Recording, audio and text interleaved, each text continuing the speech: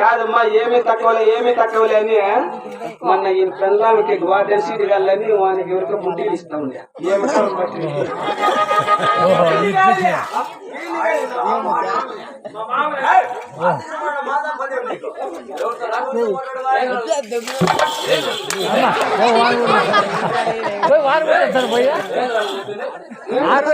కాదమ్మా, అది పెట్టుకొని నీ పిల్ల మెల్లమన్న టమాటా పూలు గడ్డకి వచ్చింది నీ భార్య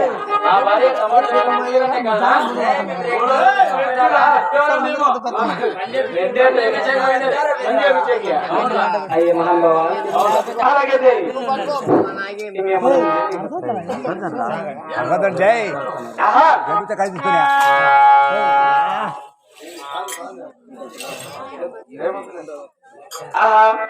ఆయన ఈ కొత్తగా కట్టిన కొలువు సౌండ్లో కొలువు దూరి ఉంటానంటావు. తొందరగా మీ ఇంటి దగ్గర విని పెళ్ళాం తీసుకోవాలంటున్నావు కదా.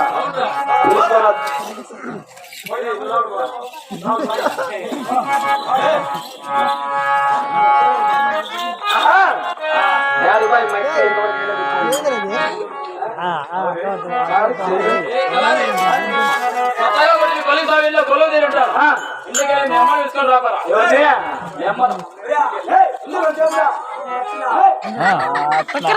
మళ్ళా చెప్పు. ఇంటికి వెళ్ళి మీ అమ్మని పిలుచుకొని రా బాగున్నా. అందుకే మీ నాయనే కానీ ఏమన్నా ఇంటికాడ మీ అమ్మని తోడుకోవాలన్నమాట. అందుకే నా కొడుకు రంగి హైదరాబాద్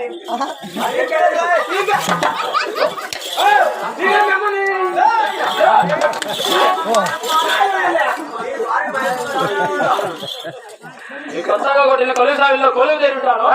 ఇంటికి వెళ్ళి మీ అమ్మని పిలుచుకొని రా అని చెప్పారా. మా అమ్మని పిలుచుకెళ్ళిన అనుకో మా నాయన మెట్టుతో కొట్టాడు.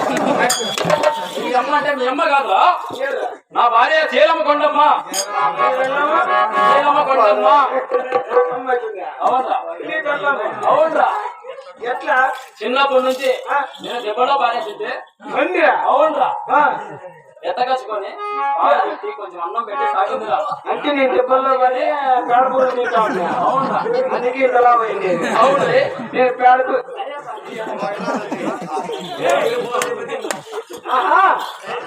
అలా ఇది అవునరా? నీ పిల్లలు నాకు అమ్మగారులేగా. నిజమా? కాదప్పా, ఈ వర్షంలో పదాము నీ వర్షకే నీ పెద్దప్ప నాకేమైతాడు చెప్పా.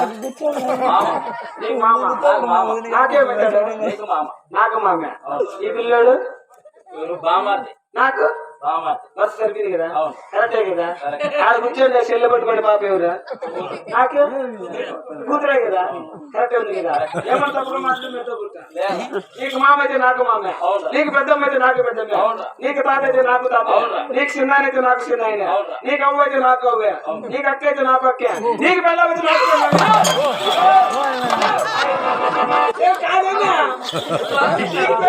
నాకు పెళ్ళి.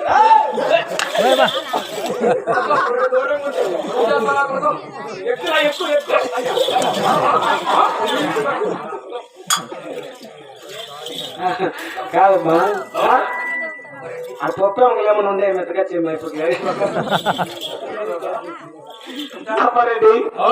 అలాగే నువ్వు దోడకతా కానీ వదిలే కంకరాలు ఎన్ని